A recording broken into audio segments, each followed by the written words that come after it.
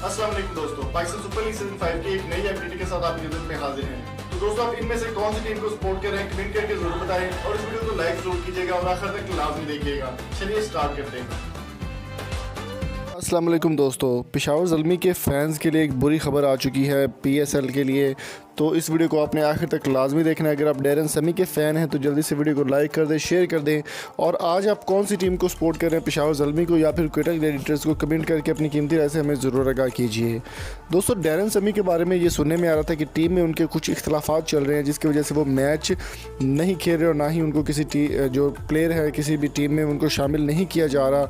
शुएब अख्तर ने ये बात कही थी जियो TV पर बैठ कर के डैरन समी जो है वो टीम को छोड़ने वाले हैं और अब पेशावर ज़ल्मी के साथ आपको खेलते हुए दिखाई नहीं देंगे।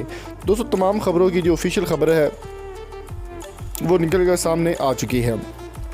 ऐसे क्या मामला बना, मुकम्मल डिटेल आपके साथ शेयर करेंगे। दोस्तों, डैरन समी को अब एज ए कप्तान आप पेशावर ज़ल्मी में नहीं देख पाएंगे। पेशावर ज़ल्मी के कप्तान वो नहीं रहे। पेशावर ज़ल्मी से उनको ख़त्म कर दिया गया एज ए कैप्टनसी, और एज ए प्लेयर वो खेलेंगे, वो भी उनका दिल करेगा तो तमाम मैचेस खेलेंगे, अदरवाइज़ तमाम मैचेस वो नहीं खेलेंगे। अब अगर बात की जाए नए प्लेयर की तो नया कप्तान कौन होगा वो मैं आपको बताता चलूँ। और जवेद अफरीदी और डैरन समी के काफ़ी अच्छे ताल्लुकात हैं। वो ताल्लुकात वो कहना डैरन समी का कहना है कि ये ताल्लुक हमारा कभी भी ख़त्म नहीं होगा। डैरन समी मेरे भाई जैसे हैं और वो हमेशा मेरे साथ रहेंगे।